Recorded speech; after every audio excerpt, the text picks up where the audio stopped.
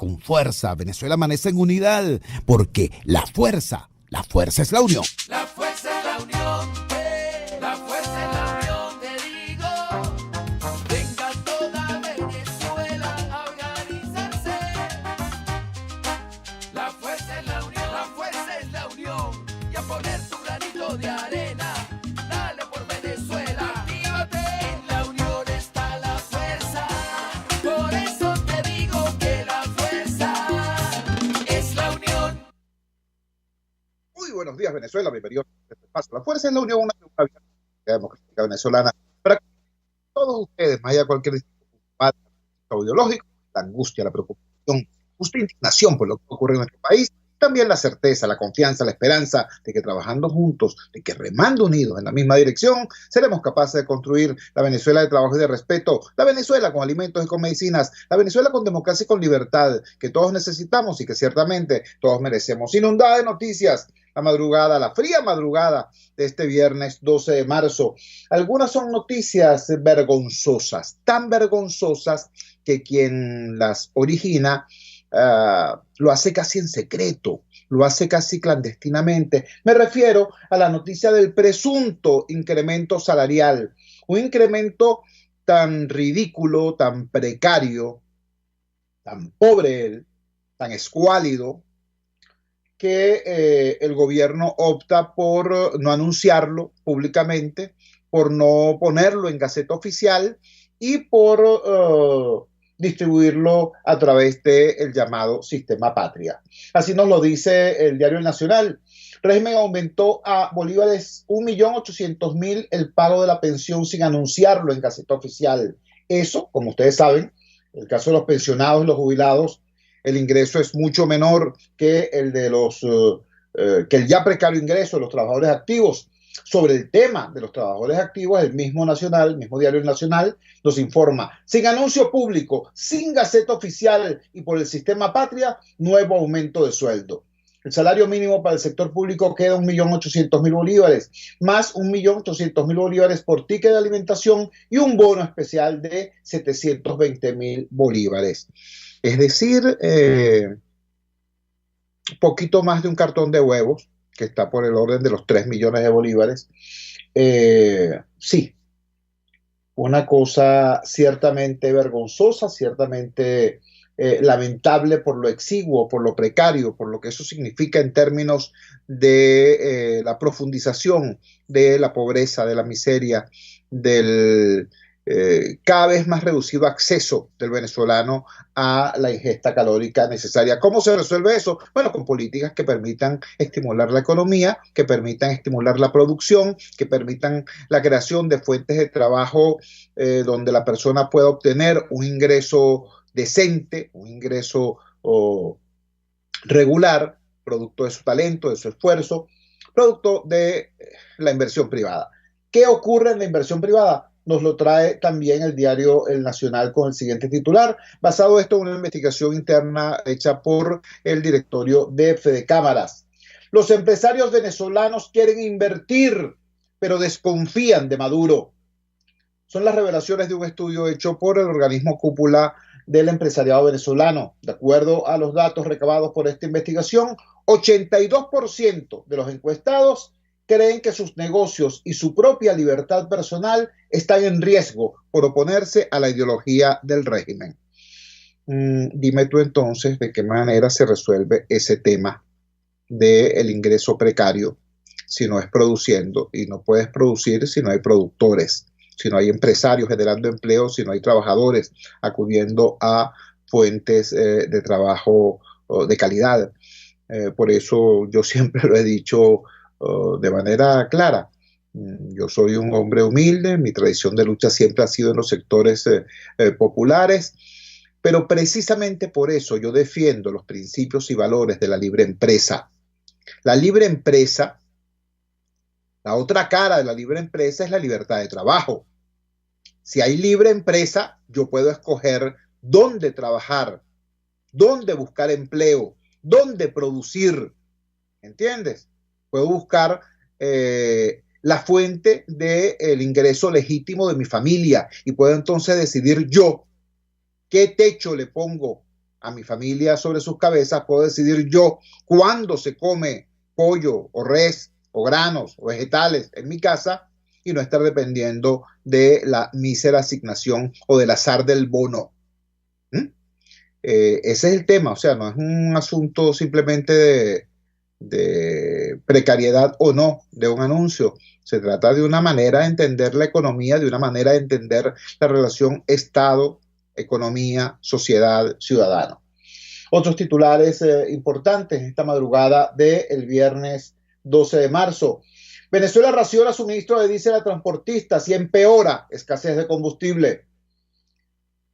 ¿Solución a esto? Bueno, lo que había planteado acá el vocero de Ciudadanía Activa, perdón, Ciudadanía en Acción, Ender Arciniegas, que se le diera a los operadores privados la posibilidad de importar e incluso de producir combustible en el país. Sí, esto no es fantasioso ni arbitrario. De hecho, es también un titular de la madrugada de hoy, esta vez en el diario Tal Cual Digital. Con el plan de mini refinerías privadas en Zulia, se prevé producir gasolina de 89 octanos. ¿Qué tal? Pero eso, por supuesto, con la iniciativa privada. Otras informaciones tienen que ver con el tema de salud. Academia de Medicina de Venezuela señala, temores infundados no deben interferir en la vacunación contra el COVID-19.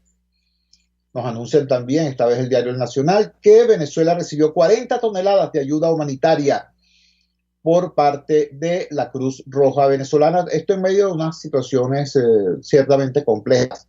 Los colegas de Efecto Cocuyo nos informan que sacan del hospital de Maturín a los pacientes crónicos para atender casos de COVID-19, emergencia sanitaria en el estado Monagas.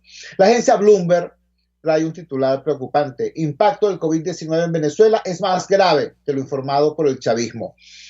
Esto es preocupante, no me vayan a decir, Colón, ¿qué estás descubriendo ahorita que el chavismo informa mal, informa tarde y informa con subregistro? No, no se trata de eso, se trata de que a estas alturas, cuando ustedes recuerdan que hace meses decíamos acá, nos preocupa el tema del subregistro, nos preocupa el tema de que haya solamente un laboratorio centralizando las pruebas PCR en el país, nos preocupa todo lo que eso implica en términos del acceso a la información de lo que realmente está ocurriendo, pero al mismo tiempo decíamos, caramba, pero uno puede ver lo que está pasando en los hospitales, en las clínicas, en las salas de cuidado intensivo, y ves que no hay una afluencia de pacientes importante como en otros países. Bueno, esa situación está empezando a cambiar. Lamentablemente, esa situación está empezando a cambiar y por eso este titular de Bloomberg es ciertamente significativo. Sin embargo, más allá de todas estas informaciones hasta ahora relatadas, la más importante tiene que ver con el impacto generado por la actualización del informe de la alta comisionada para los derechos humanos, Michelle Bachelet. Fue ciertamente demoledor. El que madruga recoge agua clara. Los primeros venezolanos que se informaron prácticamente en tiempo real del contenido de esta alocución de Michelle Bachelet fueron los oyentes de La Fuerza es la Unión. Aquí estaba con nosotros el experto Ali Daniel, defensor de los derechos humanos, Ali Daniels, vocero de Acceso a la Justicia, que nos dio una explicación clara, didáctica, pedagógica sobre los alcances y el impacto de lo que estaba diciendo Michelle Bachelet. Por cierto, los colegas de Efecto Cocuyo recogen buena parte de esa intervención en su edición del día de hoy. Por supuesto, salió rápidamente el gobierno a rechazar lo dicho por la señora Bachelet.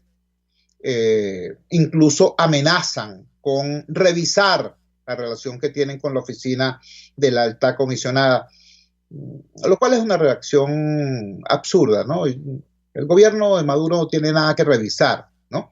O continúa en la relación sometiéndose a los estándares internacionales de derechos humanos de las Naciones Unidas, o decides esconderte, es decir, o reconoces ante el mundo que eres impresentable, ¿entiendes? Ahí no tienes nada que revisar. Y lo que está diciendo Michelle Bachelet no es otra cosa que el resultado de largos años de pesquisa, investigación y sustanciación de esos informes por parte de decenas, centenares de organizaciones de la sociedad civil venezolana. Eso es lo que está ocurriendo y eso es lo que ha generado en el día de ayer y de hoy un impacto ciertamente importante tanto a nivel nacional como a nivel internacional. Sobre eso vamos a hablar en el siguiente segmento. Tenemos un invitado muy especial, tenemos de invitado a Miguel Pizarro, quien es nada más y nada menos que el comisionado del gobierno interino ante las Naciones Unidas para el tema de la ayuda humanitaria. Con él vamos a estar al regreso de la siguiente pausa comercial. Vamos a la siguiente pausa comercial y ya regresamos con muchísimo más de La Fuerza. La Fuerza es la Unión. Usted escucha Unidad, La Fuerza es la Unión, con Chuo Torrealba por RCR 750 AM. Ante el agobio diario, siempre se agradece una pausa. De lunes a viernes, Verónica Oliveros te trae un cafecito para el alma en Sin Estrés, la revista radial de Radio Caracas Radio, con música, cultura, salud, emprendimiento, terapia, astrología y más. Cada tarde a las 3 nos ponemos en modo Sin Estrés por RCR, la radio que se ve. Ellos sí que no saben nada. Y así nos va. El espacio donde se tocan los temas más candentes de interés político y nacional. Y así nos va. En este programa, la picardía y el humor inteligente son los protagonistas. Pura cabilla. Lara y Hernández descosen y revelan los secretos más oscuros del acontecer político. Y así nos va. De lunes a viernes a las 4 de la tarde. Por RCR 750 AM. Opinión, ideas en debate. Usted escucha a Chuo Torrealba en Unidad. La Fuerza es la Unión por RCR. Regresamos a La Fuerza es la Unión y vamos de inmediato con la entrevista exclusiva realizada a Miguel Pizarro. Cambios importantes se han producido en días recientes a propósito de lo que es el ámbito internacional y su impacto sobre la lucha que estamos dando los venezolanos para la recuperación de la libertad y la democracia. Una persona que no es un observador, es un participante de primera línea en estos cambios, en estos sucesos que están ocurriendo, es Miguel Pizarro. Miguel Pizarro, dirigente opositor venezolano, dirigente del Partido Primero Justicia, diputado electo en el año 2015 y en la actualidad comisionado del gobierno interino para las Naciones Unidas y para la asistencia humanitaria.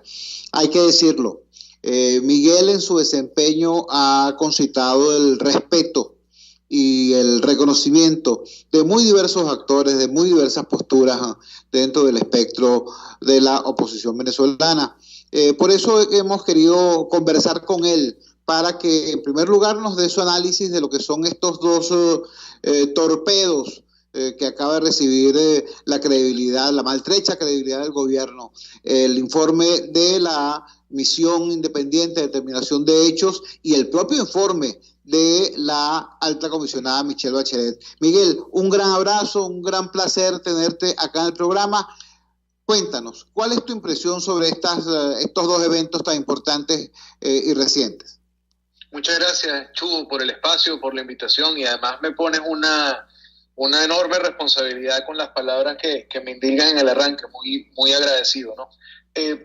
Relacionado a la pregunta, yo creo que el primer tema a hacer énfasis, o lo primero que hay que resaltar, es que lejos de lo que el régimen había intentado vender, lejos de la narrativa alrededor de la foto que intentaron presentar con la alta comisionada o los mensajes de la diplomacia madurista en el último tiempo, Venezuela no solamente sigue siendo un tema importante, un tema prioritario, como lo demuestra una declaración conjunta de 55 países en el Consejo en respuesta a los dos reportes Chubo, sino que además, aunque haya espacios de interacción de instituciones, de agencias, de oficinas con el régimen, eso no implica que estas oficinas, instituciones o instancias dejan de hacerle seguimiento o de señalar lo que pasa. Aquí, resumiendo muy sucintamente lo que acaba de pasar en el Consejo, queda claro, uno, que la violación masiva de derechos humanos en Venezuela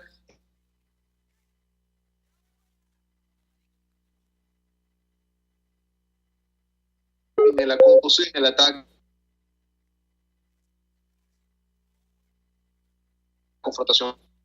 Legado nuevo dentro de ambos reportes es la mención especial al acoso que hay contra la sociedad civil venezolana, contra los actores humanitarios y contra los medios de comunicación, el fortalecimiento, y era parte de lo que decía la misión de determinación de hechos, de la lógica del enemigo interno, la lógica de entender a la disidencia, de entender a quienes no piensan igual al régimen, no como un adversario o no como un factor político diferente, sino como un enemigo al que hay que combatir, al que hay que acallar, al que hay que detener y al que hay que neutralizar. A los enemigos no se les persuade, sino se les neutraliza.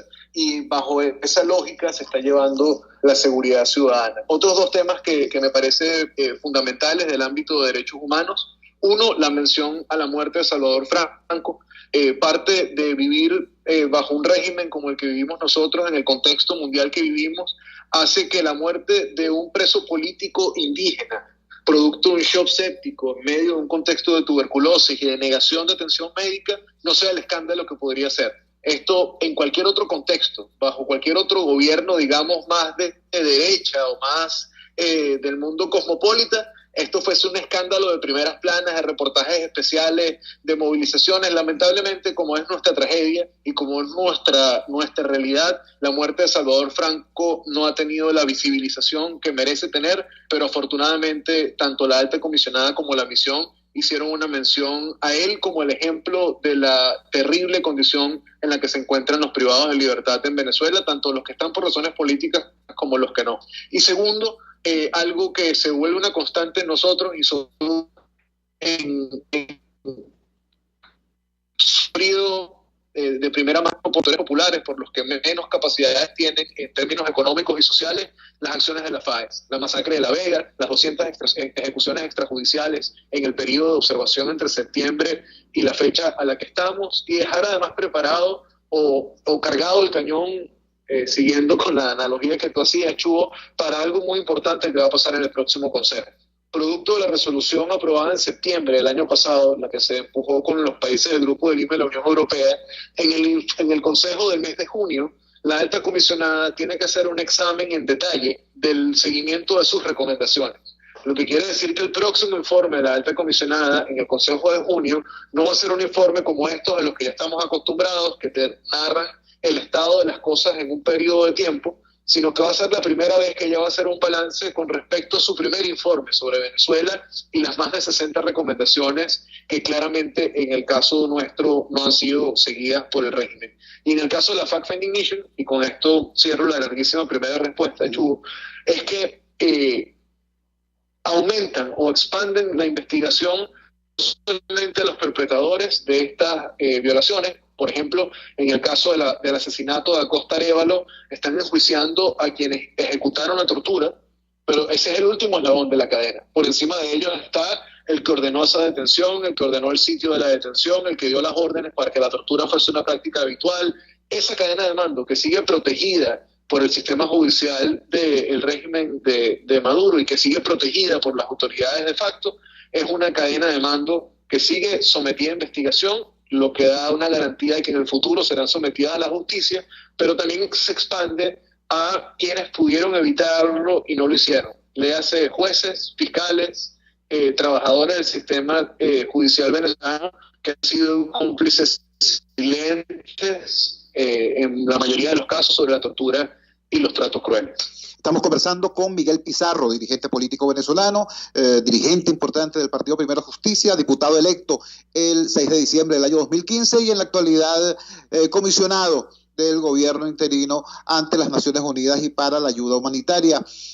Hablando de este tema de la ayuda humanitaria, Miguel, la escasa cultura política que tenemos los venezolanos para manejar situaciones como la que nos ha tocado vivir hace que la gente suponga que trabajar por la construcción de acuerdos parciales, acuerdos sectoriales, es bajar la guardia y no seguir luchando contra el gobierno. Por el contrario, ese tipo de acuerdos forma parte de la lucha por la reconstrucción de la democracia, pero repito, esto a veces no es comprendido. Te acabamos de escuchar y acabamos de oír a un dirigente político de claro corte frontal en su combate al régimen de Maduro. Sin embargo, tú has sido un actor también fundamental en un conjunto de acuerdos que se han logrado precisamente para que la ayuda humanitaria fluya.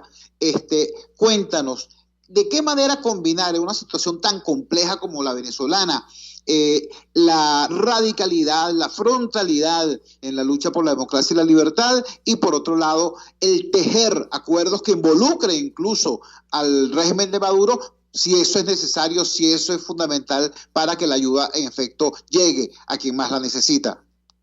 Yo creo, Chu, que hay una lógica básica que debe guiar la acción política, y es para qué está uno haciendo lo que uno hace. Si nosotros estamos todos convencidos de que el cambio político que buscamos en Venezuela es un cambio político que tiene como centro el mejoramiento de las condiciones de vida de los venezolanos, entonces de ahí hacia atrás la ingeniería de construcción de ese camino nunca jamás debería haber la asistencia humanitaria, la asistencia social, el alivio del sufrimiento de los venezolanos como algo que vaya en detrimento de una estrategia de posibilidad de cambio. Un país que no tiene acceso a vacunas, un país que no tiene acceso a alimentación, un país que está sometido a la supervivencia, al control social del régimen por la vía de esta supervivencia, es un país que difícilmente va a tener la capacidad de organizarse para luchar por elecciones libres, por partidos legalizados, por dirigentes habilitados, por reconectar esa enorme brecha que hay entre la ciudadanía y la política. Pero además, la asistencia humanitaria tiene una realidad, que es que Venezuela tiene un control territorial de una autoridad de facto que yo claramente confronto, quiero que salga, me encantaría que mañana no estuviera, pero la realidad es que hoy está ahí, tiene el control del puerto, del aeropuerto, tiene controles de carreteras, y aprender de experiencias del pasado te debe llevar u obligar a evolucionar a que entonces debes entender que la asistencia humanitaria, uno, no la puedes hacer unilateralmente. Eso requiere involucrar no solamente a la comunidad de donantes, sino también al mundo de agencias multilaterales, de organizaciones humanitarias internacionales y de sociedad civil en el terreno, e intentar construir un espacio en el medio, más allá de la confrontación política, que permita efectivamente aliviar el sufrimiento de las personas. Segundo, yo creo, y por eso he empujado, y hemos empujado varios con tanta fuerza, temas como COVAX, en el que si nosotros no logramos un acuerdo para que en Venezuela haya vacunación, para que en Venezuela además la vacunación sea guiada por la sociedad científica y el mundo académico y no por las partes políticas, y que esta vacunación sea una forma de garantizar protección a la población más vulnerable, a la primera línea de respuesta, en poner eso como un énfasis, entonces te tiene que llevar a hablar, a entenderte y a construir el consenso con quien sea que haya que construirlo para garantizar que los venezolanos no se mueran por algo que es prevenible, como es el contagio del virus. Ahora, esto sin duda alguna también, Chugo, lo decías en tu pregunta, a veces se confronta con visiones más duras, con visiones más radicales que tienden a veces a confundir que ayudar a la población o abrir mecanismos de asistencia humanitaria puede terminar dándole oxígeno o fuerza a un régimen que usa el control social como mecanismo de control. Y yo creo que eso también tiene una respuesta. En la medida que la política se vuelve útil, y por útil quiere decir que resuelve problemas, que es capaz de estar ahí. Cuando empezó la pandemia se logró el acuerdo para proveer PPE y tratar de hacer importaciones importantes de antibacterial, de jabones, de equipo de barrera para el personal sanitario a través de la OPS y de la Cruz Roja. Pero además eso llevó consigo una conducta sobre este tipo de respuestas humanitarias, que es que nadie podía estar en el medio intentando ser el que entregaba la cajita, nadie podía intentar politizar un esfuerzo que era neutral. Ahora, llevar este mismo tipo de esfuerzos a algo tan pertinente y tan útil como la vacuna tiene consigo una segunda consecuencia, que es que mucha gente que ve en la política algo inútil, algo que estorba, algo que está lejos de su sufrimiento, pueda entender en la política y en los actores políticos una posibilidad de solución y de solución cercana, sin que esto implique que uno deja de creer que el régimen es lo que es, sin que eso implique que uno deje de denunciar y de trabajar los mecanismos de justicia universal o de seguimiento de casos como en el Consejo de Derechos Humanos, pero con una realidad muy clara o con una lógica que guíe cualquier tipo de acción. Nuestra labor en la política es ayudar a la gente y cambiar el estado absurdo y dramático de necesidad en el que están. Y si para eso tú tienes que producir mecanismos como COVAX, entendimientos a través de agencias, ensanchar el espacio humanitario y proteger a quienes asisten a la población, creo que el deber de la política es estar a la altura de eso y empujar, llevarlo a feliz término, y al final yo creo que el tiempo, y aunque eso es medio pavoso decir que el tiempo termina dando la razón, equilibrando las cargas, yo sí creo que la respuesta en el largo aliento va a terminar demostrando que la asistencia humanitaria es el mecanismo más eficiente y más importante para poder abrir un espacio cívico que atienda el sufrimiento de los venezolanos sin que ninguna parte pueda instrumentalizarlo o convertir esto en pura propaganda y cero solución. Conversamos con Miguel Pizarro, dirigente político venezolano, comisionado del gobierno interino ante las Naciones Unidas para la ayuda humanitaria. Finalmente, Miguel, acabas de decir algo que es absolutamente correcto, absolutamente cierto. Hay que construir los consensos con quien haya que construirlos en función de eso que le da sentido y utilidad a la política. La política se está moviendo. El triunfo de Biden en Estados Unidos ha movido numerosas cosas. Hoy la palabra multilateralismo, que era una mala palabra hasta hace muy poco, ahora es parte de la doctrina. Eso ha generado o permitido un acercamiento entre la Casa Blanca y lo que era la conducta de la Unión Europea a propósito de la crisis venezolana. Acabamos de oír unas declaraciones muy importantes de Juan González, director para el hemisferio occidental de la Casa Blanca. Y hemos visto también una respuesta de ayer apenas de Juan Guaidó diciendo, bueno, que Venezuela necesita un acuerdo y que si para ese acuerdo es necesario hablar con Suecia, con Noruega, con Blinken, con quien haya que hablar, habrá que hacerlo. Cuéntanos desde tu perspectiva, desde tu privilegiado punto de mira, ¿cómo ves moviéndose esta dinámica y hacia dónde nos puede conducir? Mira, creo que afortunadamente la política es un oficio, una parte de nuestra vida que está en permanente movimiento. Yo creo que lo que tanto el presidente Guaidó como los partidos y el G4, el mundo político ha venido comunicando del enfoque, o digamos la recalibración del enfoque, que es hacer toda la presión posible que permita que en Venezuela lleguemos a un acuerdo verdadero que permita elecciones libres, que permita decidir libremente, que permita reconstituir el espacio cívico y democrático. Es un esfuerzo que va en la dirección correcta, siempre que entendamos quiénes son nuestras contrapartes. Y aquí es donde yo creo que la discusión dentro del campo no régimen, dentro de todo el que quiere que las cosas cambien, requiere poder ver matices dentro de las distintas cosas que estamos diciendo. ¿Qué une hoy a todo el que está en contra de Maduro? El deseo de poder votar, el deseo de poder organizarse libremente sin tener ningún tipo de coerción o de consecuencia por ello, la necesidad de tener un árbitro electoral imparcial, creíble, en el que todo el mundo pueda confiar, y la urgencia de que la asistencia humanitaria exista en la escala que hace falta y con el acceso y las libertades que hace falta, y no como está ocurriendo hoy en día, como es, por ejemplo, el caso de Azul Positivo. Si vemos que ahí hay un campo amplio de consensos, más allá de las individualidades, que uno puede quererlas, no quererlas, puede parecerle más simpático uno u otra, el campo de las individualidades creo que es un campo que debemos superar, y entonces empezar a ver dónde estamos todo el mundo de acuerdo. Y si todos estamos de acuerdo en esto, que es lo que yo creo que todo el mundo está de acuerdo, más allá de las visiones que tengamos sobre el camino de cómo llegar, entonces ahí tienes un piso sobre el cual hacer presión y un camino claro sobre el cual tener tus máximos y tus mínimos para cualquier conversación.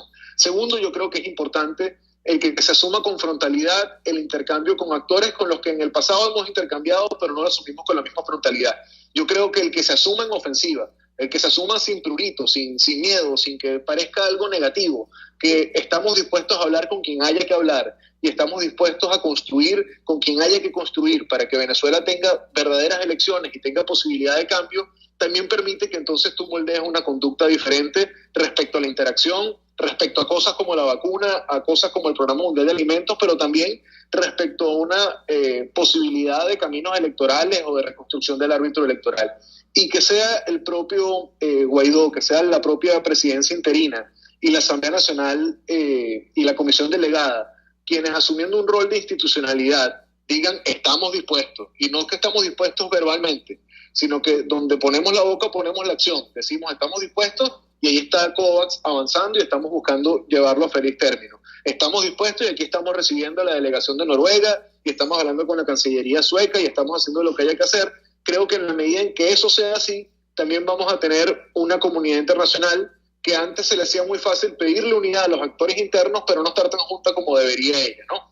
Tenían, tú bien lo decías en la pregunta, Estados Unidos un tono, Unión Europea otro tono, Grupo de Lima un tono intermedio entre ambos. Yo creo que ahora, asumiendo desde la calidad nacional, desde todos los que queremos que Venezuela cambie, un piso como este y una visión como esta, es mucho más fácil exigirle al mundo que nos ayuden de manera uniforme y cohesionada en lo que los venezolanos queremos. Y que la prioridad la pongamos los venezolanos, nuestras necesidades y nuestra agenda, y no que seamos el puchimbol de alguna pelea geopolítica, como a veces pareciera confundirse. Miguel, te agradezco inmensamente que nos hayas regalado estos minutos dentro de tu compleja y apretada agenda, y permíteme un comentario personal. Por allá, por el año 2015, yo tuve el placer y el honor de acompañarte en cualquier cantidad de barrios en Petare para respaldar y apoyar tu aspiración a ser candidato, a ser diputado de los petareños. Al escucharte hoy no puedo sentir más orgullo del que ya tengo. De verdad que sí. Un gran abrazo, Miguel. Muy buenos días. Gracias, Tovarich. Gracias, Chu. Muchas gracias por tus palabras, pana. Un abrazo y que la lucha nos consiga siempre juntos o al menos discutiendo. Un abrazo. Así es. Un abrazo. Buenos días. Que la lucha nos consiga siempre juntos, o al menos discutiendo, conversando, hablando, desde posiciones distintas, pero siempre desde el respeto. Era la palabra clara de Miguel Pizarro. Subrayo, es un dirigente del G4, dirigente de Primero Justicia, es un alto comisionado del gobierno interino. Todo el mundo conoce las cercanías y las distancias que sectores de la sociedad civil, grupos de los que yo participo y yo mismo como ciudadano tengo con alguna de esas instancias. Pero escuchar a Miguel Pizarro hoy diciendo lo que está diciendo que son importantes los acuerdos parciales y sectoriales, que hay que promover un gran acuerdo nacional en función de la solución electoral, que hay que hablar con quien haya que hablar y que si viene Noruega hay que hablar con Noruega. Recordemos, la última vez que vino una delegación del Reino de Noruega al país, y para quien no esté al tanto, los noruegos son los expertos planetarios en negociación, en solución de conflictos pacíficamente. Pero la última vez, la más reciente vez, antes de esta, que vino una representación del Reino de Noruega, la oposición le dio con la puerta en las narices.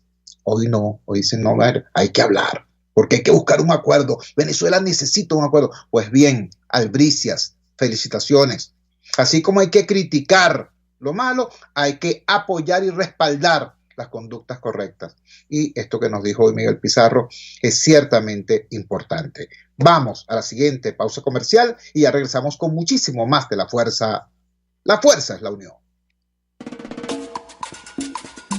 Les estamos presentando Unidad. La fuerza es la unión. Solo por RCR 750 AM. Puedes seguirnos en nuestras redes sociales. En Twitter, @RCR750, la radio que se ve. El doctor José Eduardo Troconis y sus especialistas invitados le ayudarán a obtener cada semana el secreto para mejorar su calidad de vida en RCR Salud. Usted podrá comprobar la veracidad de las tradicionales técnicas y últimas tendencias que se divulgan acerca de la salud y la medicina en nuestra sociedad. Hay mucho más dedicación y hay mucho más experiencia. Tenemos las herramientas. RCR Salud, todos los domingos, a partir de las 10 de la mañana, por RCR 750 AM.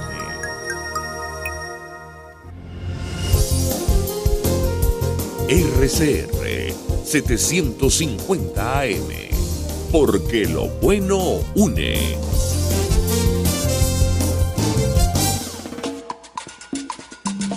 Les estamos presentando Unidad. La fuerza es la unión. Solo por RCR 750 AM. Regresamos a La Fuerza es la Unión. y lo hacemos comentando otros dos elementos que abordó la alta comisionada de los derechos humanos, Michelle Bachelet, en la actualización de su informe sobre Venezuela, actualización de informe que fue respondido de manera amarga, yo diría que de manera despechada por la Cancillería de Arriaza y por el régimen de Maduro. Ellos ciertamente estaban contando con quién sabe qué, ¿no? Como la señora Bachelet había sido, digamos que, cordial, diplomática, profesional, decente en su trato con ellos se habían imaginado quién sabe qué otra cosa. Pues bien, bueno, y no solo ellos, por cierto, pues bien, Bachelet hace su informe profesional, serio, técnico y expresión del cúmulo de información que ha venido acumulando su oficina, no desde ahorita, sino desde hace mucho tiempo, incluso cuando estaba el anterior alto comisionado. Información que, debo decirlo, es el resultado del trabajo callado, sistemático, el trabajo de hormiga de decenas, centenares de organizaciones no gubernamentales en nuestro país. Bueno, uno de los temas que también tocó tiene que ver con la situación electoral. Comparto con ustedes el titular del Diario El Nacional. Michelle Bachelet dijo que la renovación del Consejo Nacional Electoral es una prueba para la credibilidad de las elecciones regionales. En otro de los apartes de su informe, advirtió que en pleno año electoral se estaba achicando el espacio cívico en nuestro país. Vamos a conversar sobre eso con Griselda Colina. Griselda Colina es directora del Observatorio Venezolano de Comunicación y Democracia y es candidata de la sociedad civil a rectora del Consejo Nacional Electoral. Quiero ser más específico, no solamente es candidata a rectora, sino que ella es uno de los elementos fundamentales, de los activadores fundamentales de este movimiento que ha llevado a la sociedad civil a este rol autónomo en la promoción de la conquista de un Consejo Nacional Electoral, no que le sirva al gobierno, no que le sirva a la oposición, sino que le sirva a la República. Por eso nuestra palabra de agradecimiento. Y Griselda, te escuchamos. Muy buenos días, gracias por atendernos. ¿Cuál es tu visual en este momento de ese proceso de búsqueda de un CNE útil al país? Buenos días. Buenos días, Chugo. Muchísimas gracias por esa presentación tan hermosa, de verdad, y gracias de verdad por todo el apoyo que siempre le brindas a la sociedad civil en estas acciones de autonomía que nosotros hemos estado avanzando. Con respecto a lo que mencionas del nombramiento de rectores, justamente yo creo que estamos evaluando pues con mucho peso todo lo que está pasando, pero también con justicia, ¿no? Yo creo que hay que ser justos, no hay que engolosinarse, no hay que creer que todo es maravilloso, pero tampoco hay que creer que todo es malo. Entonces nosotros cuando avanzamos en esta acción de presentar candidatos al CNE, o sea, yo soy candidata a rectora, pero yo desde mi organización también postulé a 3 personas en las que considero que pueden también hacer un buen trabajo. Entonces yo creo que esta es una acción que primero que nos corresponde por derecho, porque es un derecho de los venezolanos que cumplimos con los requisitos presentarnos allí, pero a la vez estamos haciendo el trabajo de decir, bueno, mira, estamos presentando nuestras candidaturas, sabemos que no es fácil, sabemos que no es suficiente, pero creemos que es lo que hay que hacer. En ese sentido también acabo de escuchar lo que dices de Michelle Bachelet, de la alta comisionada. Nosotros reconocemos el trabajo que ella ha venido haciendo, que en las oficiales que están aquí en la oficina de Venezuela han sido muy receptivos con todo lo que nosotros les hemos presentado, y yo creo que eso lo que demuestra es que el trabajo sí es de hormiguita, es paso a paso, pero hay que irlo evaluando. Ayer también se dieron a conocer los nombres de los candidatos que pasaron a esta segunda fase, 75 nombres que finalmente conocemos. Yo creo que es una oportunidad también de indagar, de revisar en esa lista quiénes son esos candidatos, quiénes son esas personas que están allí postulándose, porque hasta ayer no se conocían sino los 15 nombres que postulamos nosotros desde el Foro Cívico. Entonces yo creo que la evaluación es positiva en este punto. Yo creo que se está entendiendo la importancia de nombrar a un CNE que sirva al país, que le sirva para llevar adelante un proceso electoral de manera no unilateral, sino consensuada, y que genere además confianza en los venezolanos en que va a ser un proceso electoral no para unos u otros, sino para que el país pueda encaminarse en un rumbo diferente, en un rumbo que sirva para llegar a la democracia que necesitamos. Estamos conversando con Griselda Colina. Griselda Colina es directora de la Observación de Comunicación y Democracia y del Observatorio de Comunicación y Democracia. Es una activista muy importante de la sociedad civil venezolana, uno de los pilares en la construcción del Foro Cívico Nacional, y es candidata rectora del Consejo Nacional Electoral. Griselda, mi oficio me obliga a hacerte las preguntas típicas del abogado del diablo. Primera, ¿es la asistencia de el Foro Cívico y de los candidatos postulados por la sociedad civil a este comité de postulaciones de la Asamblea Nacional un reconocimiento a la Asamblea Nacional electa el 6 de diciembre del 2020? Es decir, ¿ustedes estarían avalando el proceso del cual fue resultado esa asamblea? Mira, no, para nada, en lo absoluto tiene que ver con eso, como te lo mencioné antes. Nosotros creemos que eso es un derecho que tenemos y no desconocemos lo que pasó, la forma en la que se eligió esa asamblea. De hecho, la semana que viene vamos a estar publicando un informe que hicimos de manera conjunta 8 organizaciones sobre ese proceso electoral parlamentario, y justamente lo que no queremos que pase es dejar esos espacios vacíos. Entendemos que hay un hecho político que se está avanzando desde la Asamblea Nacional, y pese a la poca legitimidad de la que goza y al no reconocimiento que tiene esta Asamblea Nacional por su formación de origen, pues nosotros creemos que eso no puede ser un obstáculo. O sea, no puede ser un obstáculo para dejar entonces en blanco la posibilidad de nombrar un nuevo CNE y que los procesos electorales entonces comiencen a tener un giro distinto. Fíjate que una de las cosas que nosotros nos propusimos cuando presentamos los nombres y cuando ofrecimos la rueda de prensa fue generar una conversación. Oye, que los ciudadanos, Chugo, vuelvan a conversar sobre los procesos electorales, y no desde la queja y desde el decir, bueno, ya, mira, otra vez, ya no tengo opción, no tenemos nada que hacer, ya nos volvieron a ganar. No, vamos a hacer otra vez, a que haya expectativas positivas, posibles, ojo, posible de que un proceso electoral nos va a servir para cambiar esas condiciones de vida de los venezolanos, y yo creo que eso es lo que se ha ido logrando, ¿no? Repito, estamos conversando con Griselda Colina, candidata de la sociedad civil a rectora del Consejo Nacional Electoral. Griselda, bueno, en primer lugar es que anotaron un logro importante en esta segunda fase del proceso, en este grupo de 75 nombres preseleccionados. Están completicos los 15 nombres propuestos por la sociedad civil. Eso creo que es importante destacarlo, porque además son los Robinson, es director de la Escuela de Computación de la Universidad Central de Venezuela. Tulio es coordinador del doctorado de Educación de la Universidad Católica Andrés Bello. Es decir, cada una de esas personas. Griselda Colina es directora del Observatorio de Comunicación y Democracia. Cada una de esas personas no solamente es un nombre, es un testimonio de vida y de servicio a la sociedad venezolana. Correcto. Ahora, ¿cuál es el camino? ¿Qué nos sugieres tú a los ciudadanos? ¿Qué debemos hacer con esa lista de 75 nombres? ¿Debemos conformarnos con que, hay un nombrecito allí y un número de cédula? ¿O es posible una actitud más proactiva de pesquisa, de búsqueda de información? No, totalmente. Siempre hay actitudes proactivas y siempre hay acciones que nosotros podemos acometer desde una ciudadanía responsable y además que conozca sus derechos.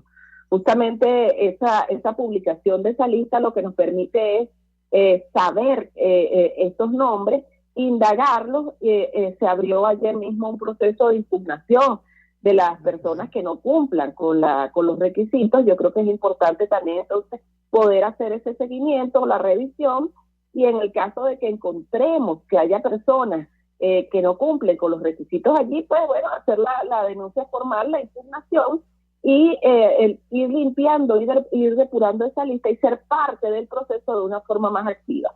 Yo creo que también es bueno decir, Chugo, que dentro de las condiciones del proceso electoral, la elección de un nuevo CNE es una condición principalísima. Eso yo no lo puedo negar, y yo creo que ha sido una solicitud tanto de órganos nacionales como internacionales, de muchísimas voces que piden un arbitraje electoral independiente. Ahora, creo que también es importante que entendamos que nuestro rol como ciudadanos, como activistas y como defensores de los derechos humanos en el marco de los procesos electorales, tenemos que entender también que hay otras condiciones, hay otros derechos que están allí también esperando que nosotros reclamemos por ellos.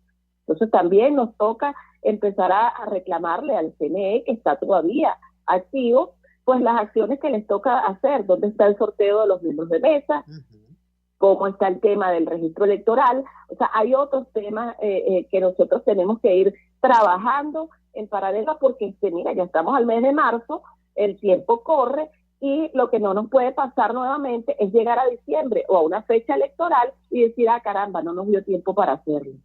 Entonces tenemos que prepararnos, tenemos que identificar todas esas posibilidades que tenemos allí, unirnos, actuar en bloque y ayudarnos cada uno con las destrezas y con las fortalezas que tiene, porque ciertamente nosotros desde las organizaciones lo estamos haciendo cada uno desde lo que puede hacer, desde lo que sabe hacer y desde una contribución autónoma a esta acción común que adelantamos desde el diálogo social y el foro cívico. Conversamos con Griselda Colina, directora del Observatorio de Comunicación y Democracia y candidata a rectora del Consejo Nacional Electoral por la Sociedad Civil Venezolana. Finalmente, Griselda, vamos a poner las luces altas, ¿no? Y te voy a pedir que ubiques esto que está haciendo la sociedad civil venezolana a propósito del tema CNE en el contexto de lo que está ocurriendo en materia política. Está en Venezuela la elección del Reino de Noruega, que como decía yo hace pocos minutos, los noruegos son nada más y nada menos que los expertos planetarios en materia de negociación política y búsqueda de solución pacífica de conflictos. El Asuntos Hemisféricos de la Casa Blanca acaba de decir, bueno, en la política venezolana está pasando esto, Maduro está muy mal en las encuestas, Guaidó también, pero a nosotros lo que nos interesa es el tema electoral, promover un proceso electoral justo.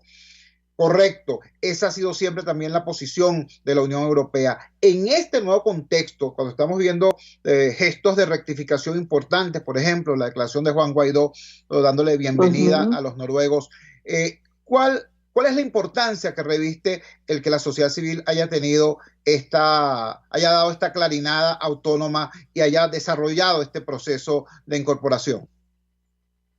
Mira, muchas gracias por esa pregunta, Chu, porque yo sí creo que justamente cuando nosotros nos planteamos esta acción y desde el principio, incluso desde el año pasado, que veníamos haciendo todas estas reuniones desde 2019, que reunimos a varios grupos diversos también de la sociedad, incluso a los actores políticos, uno de los temas que siempre salía a relucir allí era que sin voluntad política no va a ser posible lograr un acuerdo electoral libre.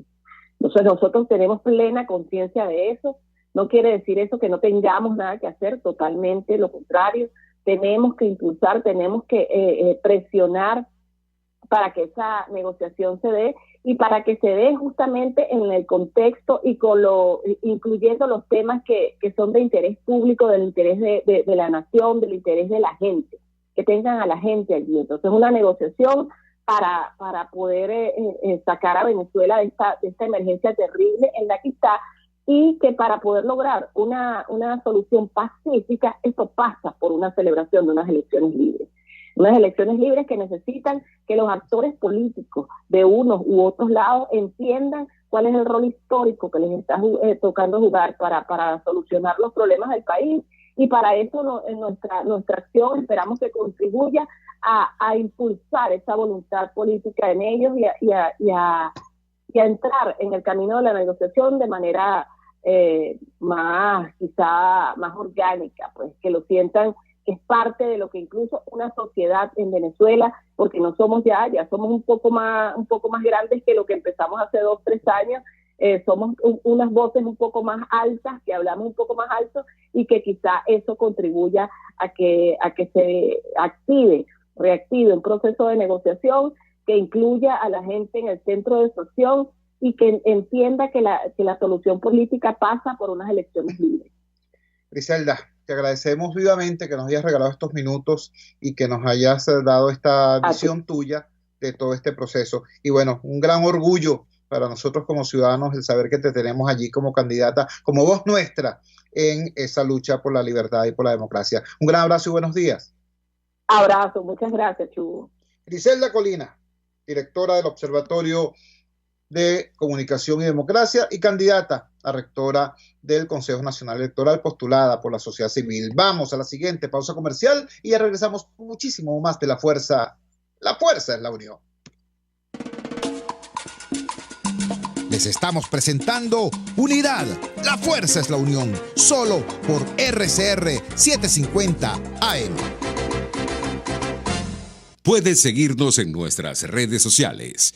En Twitter, @RCR750, la radio que se ve. Antes de empezar el día, entérese de lo que acontece en el país junto a Pedro García Otero en Titulares de la Mañana, de lunes a viernes a las 6:30 de la mañana. Acompáñelo y empiece su día bien informado. Titulares de la Mañana con Pedro García Otero, solo por RCR 750 AM, porque lo bueno une. Voz de América. Información precisa, completa, veraz, objetiva e independiente. Directo a tu pantalla. De lunes a viernes a las 2 de la tarde por RCR 750. Amanece con la fuerza de un país que quiere cambio. Chuo Torrealba está al aire en Unidad. La fuerza es la unión. 482-9750 y @Chuo Torrealba por RCR. Regresamos a La Fuerza es la Unión. Quiero invertir estos últimos minutos del programa en hacer un llamado. Muchas veces acá hemos tenido la voz clara, reposada, pero firme y serena del doctor Carlos Trapani. Carlos Trapani es el director general de los Centros Comunitarios de Aprendizaje, CECODAP. CECODAP es la organización de la sociedad civil, o una de las organizaciones de la sociedad civil, a mi juicio una de las más destacadas, forma la entrega de CECODAP en esa muy dura labor, es realmente admirable. Esta institución fundada por Oscar Misle, ha encontrado en Carlos Trapani un continuador realmente importante, realmente admirable.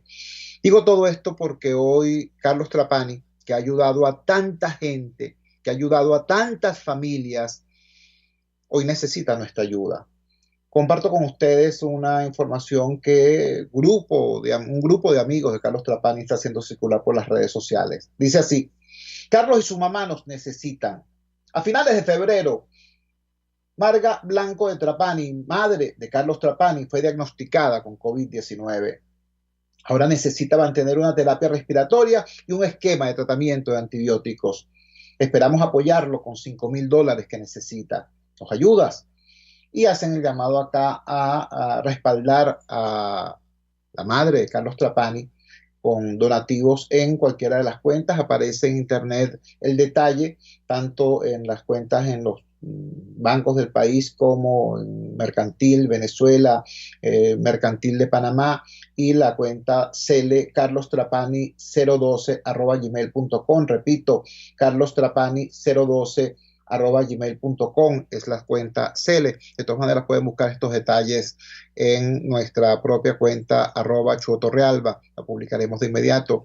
Repito, Carlos Trapani ha defendido con valor, poniendo en riesgo su tranquilidad, su seguridad, su vida. Ha defendido con coraje a los niños venezolanos, a la familia venezolana. Hoy necesita de nuestra ayuda. Respondamos como los venezolanos sabemos hacerlo. Un gran abrazo. Trabajamos para ustedes en la dirección general de la emisora, Jaime Nestares. Al frente de los controles, todo César Arteaga. Habló para ustedes su amigo, comunicador popular, activista social, ciudadano en lucha por la democracia y por la libertad, Jesús Chuo Torrealba. Ahora más que nunca, fuerza, Venezuela, porque la fuerza es la unión. La fuerza de la unión fue una presentación de Frigoríficos NIS, el placer de la carne, ubicado en la planta baja del mercado municipal de Chacao. Cuídense muchísimo. Muy buenos días. Hasta el próximo lunes. RCR presentó Unidad, la fuerza es la unión, con Chuo Torrealba, solo por RCR 750 AM.